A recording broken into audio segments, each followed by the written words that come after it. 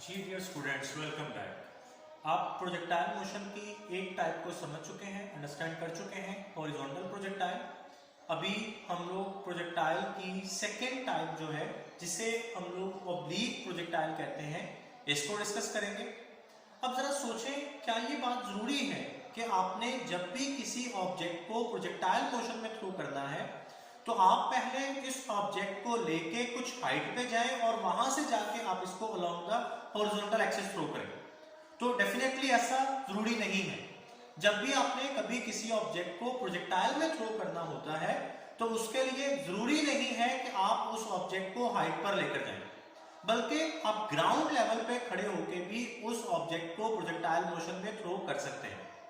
अब आप उस ऑब्जेक्ट को ग्राउंड लेवल से प्रोजेक्टाइल मोशन में कैसे थ्रो करेंगे? आपने उस ऑब्जेक्ट को अपवर्ड डायरेक्शन में इस तरह से थ्रो करना है कि उसकी वेलोसिटी हॉरिजॉन्टल एक्सिस के साथ, एक्स एक्सिस के साथ थीटा डिग्री का एंगल बना रही हो। और यहां पे मेंशन किया गया है कि theta should be greater than 0 and less than 90, यानी वेलोसिटी का हॉरिजॉन्टल एक्सिस के साथ जो एंगल बनना चाहिए वो 0 डिग्री और 90 डिग्री के इन बिटवीन कुछ होना चाहिए।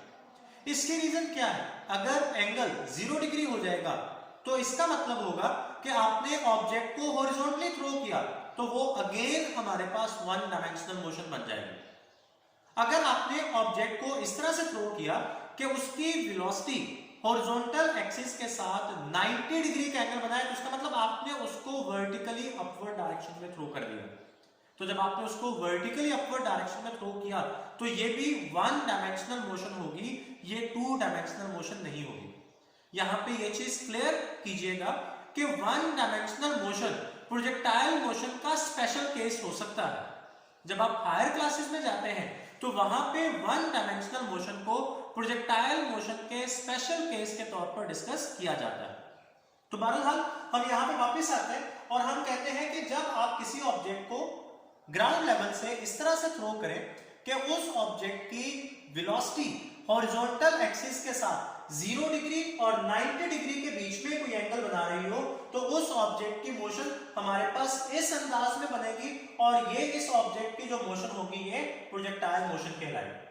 अब ये इस ऑब्जेक्ट की वेलोसिटी है, इनिशियल वेलोसिटी जिसके साथ इस ऑब्जेक्ट को थ्रो किया गया था। तो इसकी प्रोजेक्टाइल मोशन को स्टडी करने के लिए हम लोग इसकी इनिशियल वेलोसिटी को हॉरिजॉन्टल एंड वर्टिकल कंपोनेंट्स में ब्रेक कर लेते हैं।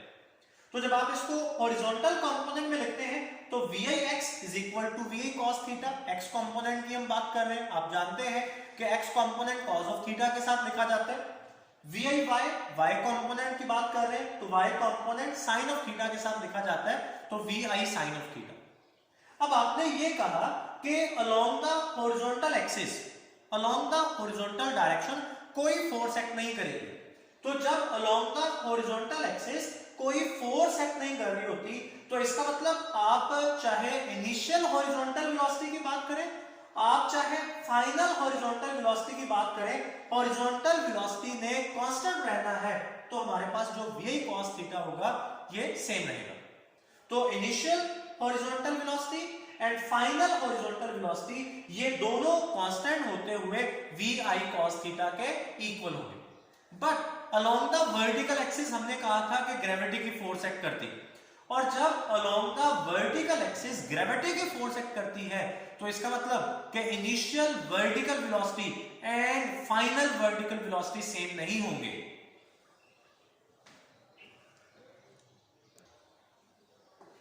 तो स्टूडेंट्स ये हमने यहां पे लिख दिया कि VFY is not equal to VIY।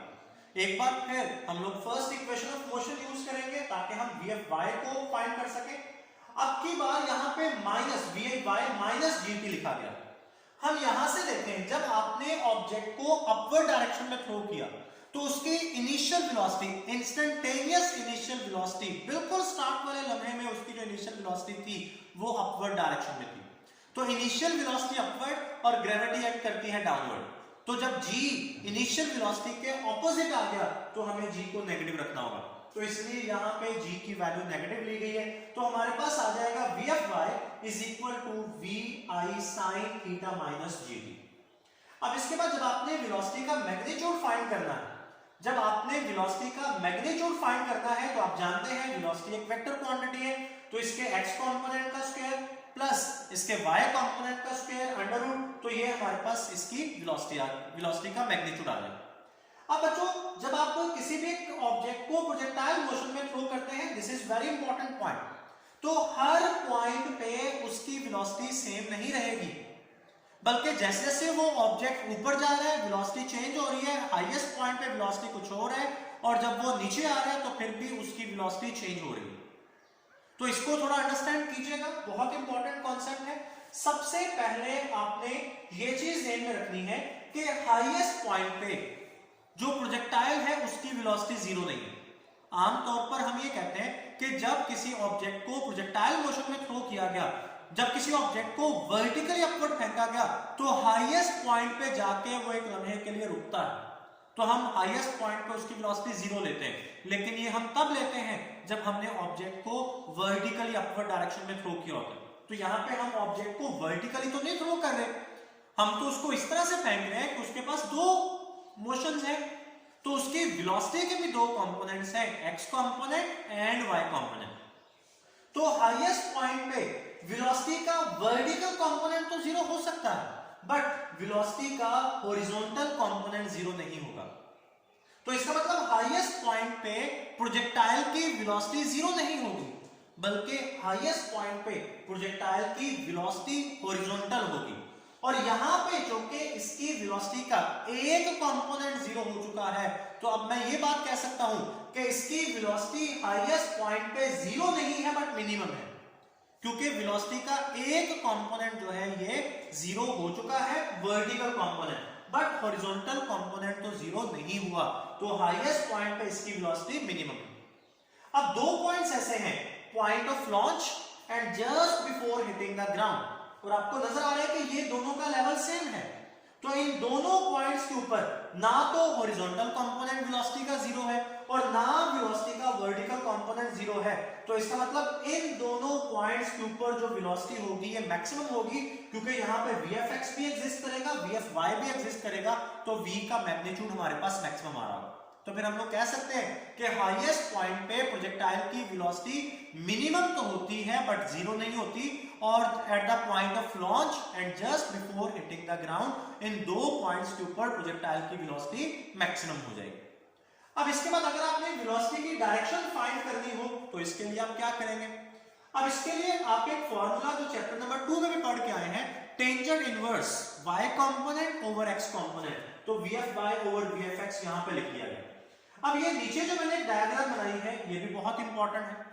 आपने यहाँ पे एक चीज ध्यान रखिएगा कि ये जो मैंने v लिखा हुआ है यहाँ पे, ये इंस्टेंटेनियस वेलोसिटी है, और इंस्टेंटेनियस वेलोसिटी जो होती है ये अलोंग द टेंजेंट होती है। चैप्टर 5 का कॉन्सेप्ट है, हम चैप्टर 5 में इसको एक बार फिर से डिस्कस करेंगे, लेकिन यहाँ पे इसका MCQ है वो बहुत इंपॉर्टेंट है, वो मैं आपको बताना चाह रहा था, तो मैंने इसलिए डायग्राम यहाँ पे बना के आपके सामने ये लिख दिया।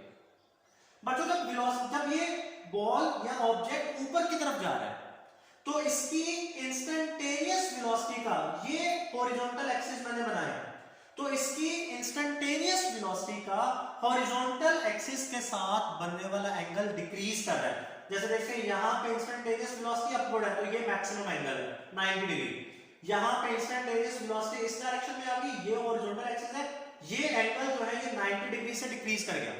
थोड़ा सा मजीद ऊपर गए तो इंस्टेंटेनियस वेलोसिटी इस डायरेक्शन में आ गई, ये हॉरिजॉन्टल एक्सिस एंगल मजीद डिक्रीज कर गया।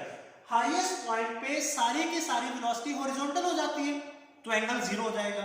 तो जैसे जैसे ऑब्जेक्ट ऊपर जा रहा है उसकी वेलोसिटी का हॉरिजॉन्टल एक्सिस के साथ बनने वाला एंगल डिक्रीज कर रहा है। लेकिन जब ये जो ऑब्जेक्ट यहां से नीचे आना शुरू करता है, तो जब ये ऑब्जेक्ट नीचे आना स्टार्ट करेगा तो अब इसकी वेलोसिटी का जो हॉरिजॉन्टल एक्सिस के साथ बनने वाला एंगल है वो इंक्रीज कर रहा होगा।